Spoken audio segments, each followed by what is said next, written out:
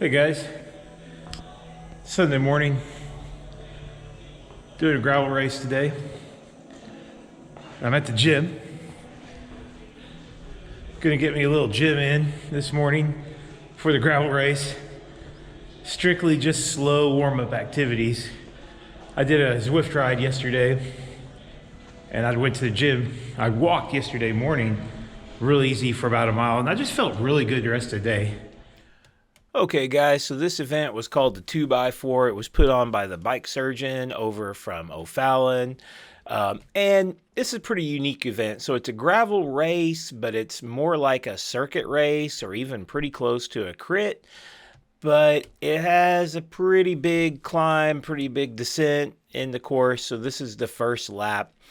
Attendance was pretty bad at this ride. I think a lot of that was because they had to move it and it conflicted with another race or another event or something. The original race was supposed to be held in February, and it was, designed to be actually like a cold event, so you could do a 2 hour race, you could do a 4 hour race, and you could also do either event in teams. There were, I think, only 2 teams in the event. Most people chose to do the 2 hour race. There was quite a few people in the 4, but really there was only like, say, 40 or so people. So the course started with this long downhill, partially paved, mostly paved, and it goes into gravel near the bottom.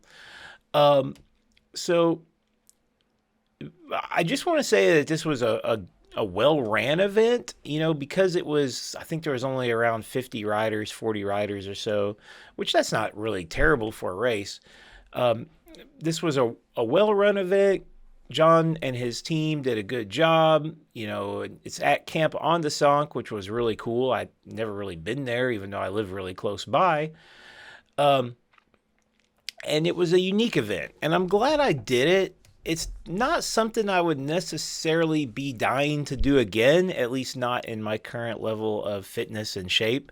I wasn't prepared for this. I didn't have any plan. It just sort of popped up. Like, I was like, oh yeah, that looks fun. I'll go do it. Event price is great. It was only like $45. So, and you get a meal, which is awesome. And the food was really excellent. Great catering job by Ondessonk. So that's a big plus. And if you're like me, the food is just as important as the riding.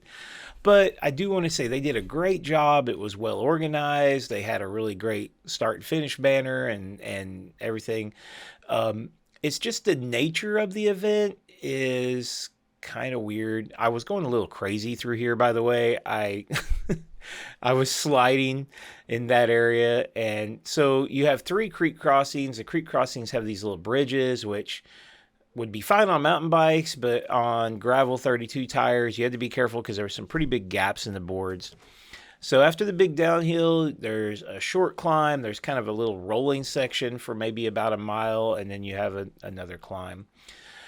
And I just wasn't ready for this event. I mean, there's no excuses other than the fact that it was really hard and I was not really prepared. This is an event that's going to really punish a big guy because there's a lot of speeding up and slowing down. The creek crossings slow you down a lot because you really can't take those bridges that fast.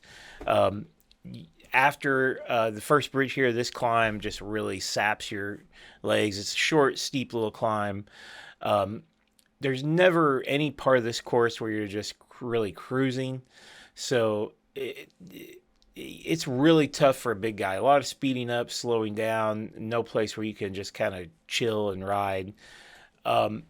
So I want to just kind of take a minute to talk about the general idea of this event and why I think as a gravel event, it doesn't suit a majority of people who are interested in riding gravel bikes. And I'll just be honest and say that I think a majority of people riding gravel bikes aren't really necessarily fitness monsters. I mean, a lot of them are.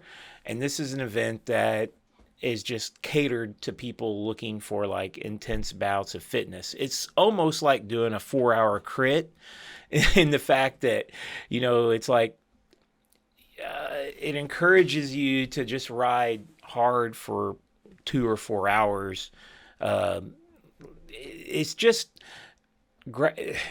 I don't know how to put it other than just say that, like, oh, this was a pretty cool part here, though. You had to shoot across this little thing, whoosh, up this hill. So it felt a lot like a race course. I mean, it was a race course, but like a traditional race on like a closed circuit. There was no real traffic or anything like that, and that's, no cars or anything. And so you had complete freedom in how you took the course. So one of the really interesting aspects of this was like how, over each lap, and I did 20 laps over each lap, or I did 21 laps actually. They only have me as 20, but I did 21. I got 42 miles on a 2 mile course. So anyway, there's my buddy Michael Norris, who I'd passed earlier, but I won't see ever again. But the problem with this event, like I said, is that I really honestly think that when you have a gravel race that attracts, hundreds of people, of the hundreds of people, a vast majority of them are really just, it's just a personal challenge to do the event. It's not like, hey, I want to see, like who all I can beat. That's always a part of a race, but it's more like, can I actually complete the event and have a fun time?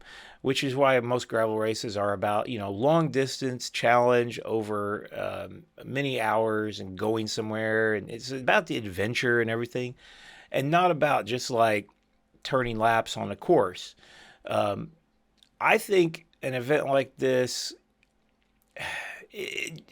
does it have a place? Yeah, I mean, there's people that want to do it, and like I said, I really enjoyed aspects of it.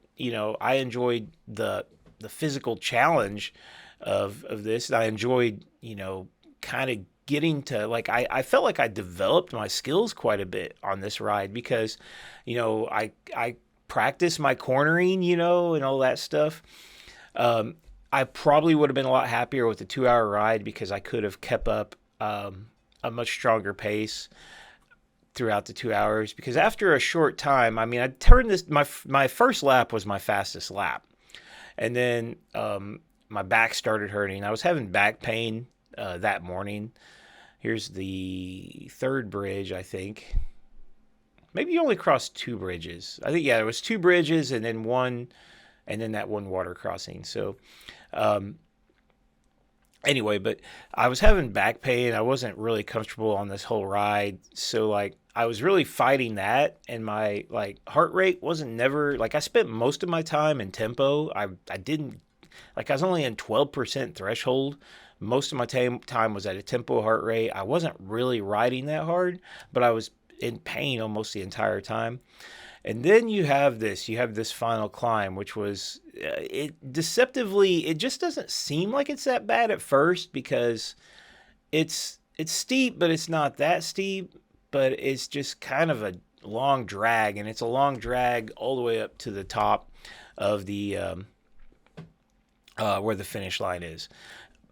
So, I mean, if you're looking for a fitness challenge, this is an awesome event. If you're already, if you're just looking to up your gravel skills and practice, like certain aspects of gravel riding, like turning fast on gravel, braking on gravel. The bridges were a fun challenge just because, you had to maintain your line through them and all that stuff. But like, if you're just looking to have fun, this is not a fun event. And I don't, they don't try to sell it as a fun event either. I mean, the original name of this was the Soul Crusher, and then I guess they decided that was too intense, so they changed it to the 2x4. So like hammering yourself with a 2x4, I guess. Oh yeah, there was this bridge here at the top of the climb. You made a turn here and went around back up to the Ondessonk parking lot, the main parking lot up here. This guy should have been disqualified. He went around the flagpole the wrong way, see? But anyway, the other issue I had with the event was that my strategy was poor in the fact that I decided I didn't want to carry really anything, and that I would just make pit stops up here at the top to drink. I carried a water bottle, and I would stop and refill, or stop and like switch out water bottles because you could just stop right at your car, you know. But most of these guys were not really ever stopping. You know, a lot of people were carrying like say or three or four bottles even, so they never had to stop. Stopping like for me, that was the amount of stopping I did was the equivalent of probably two more laps. But like I said, my back was hurting so bad that I almost had to stop and stretch my back out. So yeah. Long story short, I did get last place in this race. Even I got 20 laps for 4 hours. Next closest guy was 21 laps. Now I know I rode 21 laps because, like I said, I had 42 miles on a 2 mile course, so I know that I know that I rode 21 laps, and I don't know why they must have missed one or something because or not. I don't know, something didn't count my last lap or whatever. But it didn't matter. Even if I had 21 laps, I still would have been last place because the guy in front of me had 21 laps, a little bit faster than I had what they reported as 20. So I was still proud of myself, though, because I really, really, really wanted to quit. Like, I wanted to quit so bad. After about an hour and a half, my back was just so painful that basically I was like working through strategies to figure out how to finish the ride. Like, okay, I'm going to do 2 laps and then I'm going to give myself at least 1 minute off the bike to stretch, stand up. And standing up and stretching was really, really relieving the back pain. So, you know, like I'm going to give myself 2 more laps. I'm going to stop and eat a cookie and stretch my back.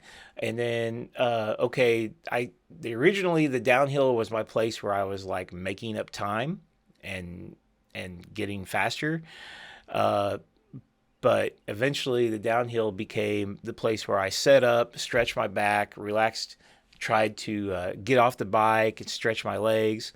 And basically I just quit racing the downhill altogether, which didn't really matter because, like I said, I wasn't even competitive. But okay, final thoughts on this. It was a good race. If you're interested in a tough fitness challenge, if you're in good shape, you know, you probably would enjoy it. If you're interested in just getting some race experience on a gravel bike and not having to worry about being 50 miles away from where you started and can you make it back, that's great. So good event. I just, you know, to me, it didn't really capture the spirit of gravel and what you think of traditional gravel racing. All right, see ya.